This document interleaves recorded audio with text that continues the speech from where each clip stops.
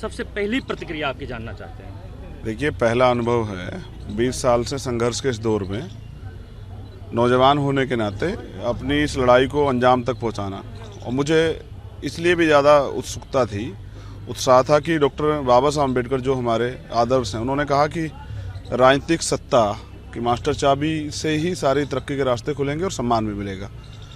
तो अब अवसर आया है, नॉमिनेशन दाखिल किया है। अब यहाँ से इसके बाद इस आगे की प्रक्रिया में हम लोग आ जाएंगे और फिर मजबूती से चुनाव लड़ेंगे और जनता समर्थन की अपील करेंगे।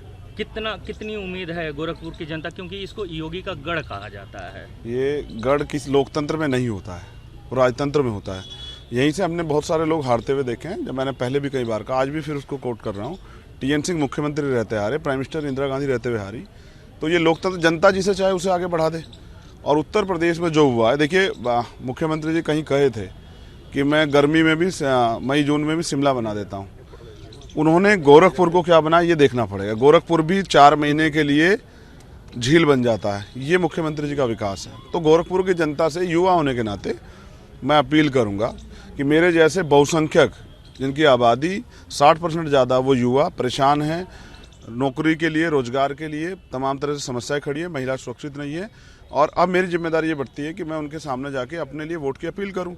तो अब ये भी देखना है कि क्या मेरी योग्यता जाति की वजह से तोली जाएगी या फिर मुझे मेरे काम की वजह से समर्थन मिलेगा, उस पर मैं काम करूंगा। लेकिन बीजेपी तो कह रही है कि गोरखपुर में बहुत विकास हुआ। सिर्फ गोरखपुर की बात नहीं कर रहे हैं, पूरे प्रदेश में बहुत विकास किया है, और आप कह रहे हैं कि उन्होंने विकास ही नहीं। जिस विकास को किया है उस पर वोट मांगे ना, फिर धर्म को बीच में क्यों ला रहे हैं? हिंदू मुसलमान की कब्रिस्तान शमशान की बात क्यों कर रहे हैं? आपने इतनी कंपनियां बेची हैं सरकारी, आप उस पर मांगिए। आपने सरकारी कर्मचारी को रिटायर कराया जबरदस्ती करके, सस्पेंड किया, उस पर मांगिए। आपने इतने लोगों पर राशुका लगाई, उस पर मांगिए। आपने तमाम तरह से भाईचारे को तोड़ने का काम किया है। तो आप 80-20 की बात करते हैं, नफरत की दीवारों खड़ी करते हैं, तो आप उस पर वोट मांगिए।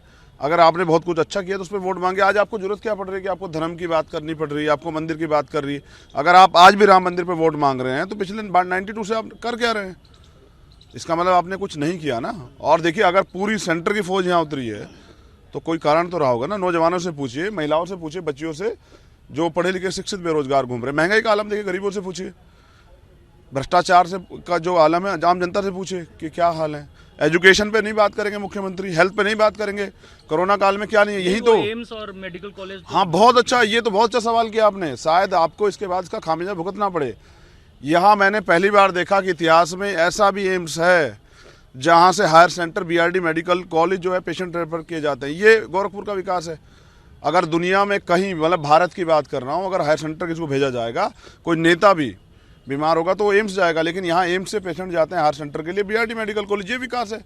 और क्या क्या उसमें तैयार हुआ है, सिरप और सिरप जो हैं लोकार्पण हुए हैं, इतनी योजनाएं बताऊंगा ना, इतने चिट्ठे हैं मेरे पास उत्तर प्रदेश के और यहाँ के। उत्तर प्रदेश में जो हुआ है उसके लिए योगी आदित्यनाथ जिम्मेदार हैं, और वो भी जानते हैं कि धर्म से, मंदिर से बढ़ के उनको भी महसूस हुआ कि राजनीतिक सत्ता जरूरी है, इसलिए उन्होंने इस रास्ते को छोड़ के राजनीतिक सत्ता का रास्ता अपना। आज बीजेपी ने अपना मैनिफेस्टो जारी किया है, जिसमें उन्होंने कहा है कि लव जिहाद वाले मामले पे 10 लाख जुर्माना और कैद की भी बात कही है। उससे भी बड़े बड़े मामले, मॉब लिंचिंग, उस पर भी बात करें। दलितों के साथ जो अन्याय अत्याचार होता है उसमें मामला बात, हाथरस जैसे मामलों पे वादा किया था कि एक घर और एक वो देंगे, क्या नौकरी आज तक नहीं दी, उस पर बात करें। इस बार वाले मैनिफेस्टो में उन्होंने, ये मैनिफेस्टो किसके लिए है? इनसे हिसाब कौन मांगा? उसके लिए चंद्रशेखर यहाँ है।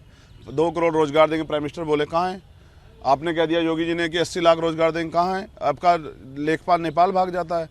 झूठ की भी एक सीमा होती है। लोगों के वोट को ठगने के लिए राशन देने वाले मुख्यमंत्री और प्रधानमंत्री इतना बड़ा बड़ा फोटो लगाते हैं। जनता से सामना तो कीजिए। आज क्यों बीजेपी के विधायक पिट रहे हैं, मंत्री क्यों पिट रहे हैं? क्यों जो है वर्चुअल रैली करनी पड़ी? कल प्राइम मिनिस्टर ने मेरा गरे जनपद के बराबर बिजनौर क्यों छोड़ा? धूप खिली हुई थी, मौसम खराब का बहाना बना के। जनता में बहुत विरोध है और इसका खामियाजा योगी आदित्यनाथ को भुगतना पड़ेगा। और योगी आदित्यनाथ की वजह से तो हुआ है।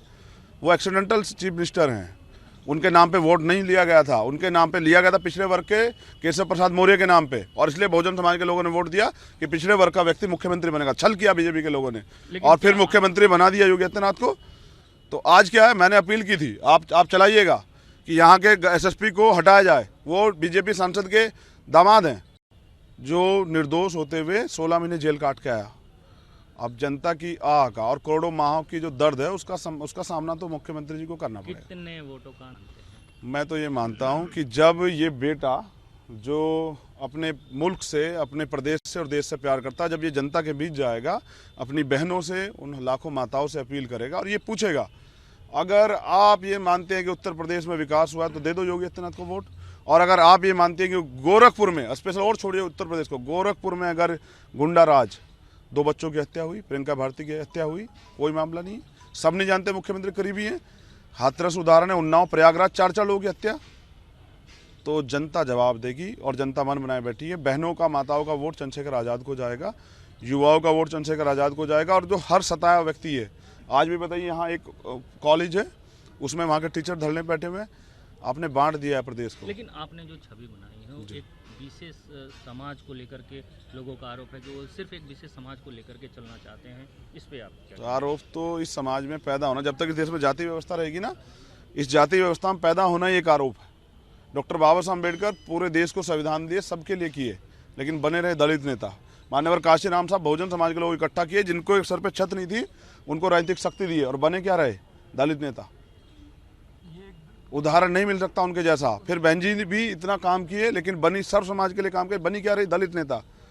तो ये आरोप और इनका सामना चंद्रशेखर करेंगे, लेकिन जब हमें अवसर मिलेगा तब हम बताएंगे कि हम किस विशेष वर्ग के लिए काम करना चाहते हैं, और हम उस किसान, मजदूर, नौजवान, महिला, गरीब, हाथ के दस्तकार, तमाम लोगों के लिए जिनको ज़रूरत है। और मैं यहाँ कह रहा हूँ आपके माध्यम से, यहाँ सबसे ज़्यादा अगर कोई पीड़ित है तो वो उत्तर प्रदेश की पुलिस।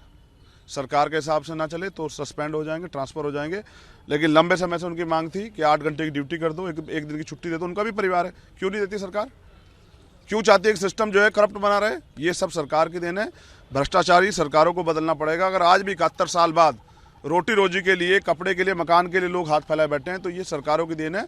इस राजनीति के खिलाफ हमारा आंदोलन, और हम इसमें सफल होंगे। आपने कहा कि मायावती जी ने बहुत काम किया है, क्या आप मायावती जी के साथ जाना चाहेंगे? मैं क्या कह रहा हूँ, अब तो चुनाव चल रहा है, अगर आप उससे पूछेंगे मैं क्या कह रहा हूँ वाले दिनों में, फिर वो कह रहा हूँ, तो जल और कुल को मिलते देर कहाँ लगती है? वो तो बड़ी है हमारी, मैं आज भी सम्मान करता हूँ, हमेशा करता रहूँगा। कभी उनको मेरी ज़रूरत पड़े, वो एक बार कह के देखें, बेटे से भी बढ़ के जो है ना चंद्रशेखर, उनके लिए अपनी जान भी कुर्बान करने काम करेगा। मैं इस आंदोलन का सिपाही हूँ, और मैं तो डॉक्टर अंबेडकर को मानने वाला व्यक्ति हूँ। डॉक्टर अंबेडकर कहें कि जिस मिशन में नायक पूजा होती है वो विनाश की तरफ चला जाता है। हम तो आंदोलन चला रहे हैं, और जब तक जीवन रहेगा चलाएंगे। धन्यवाद।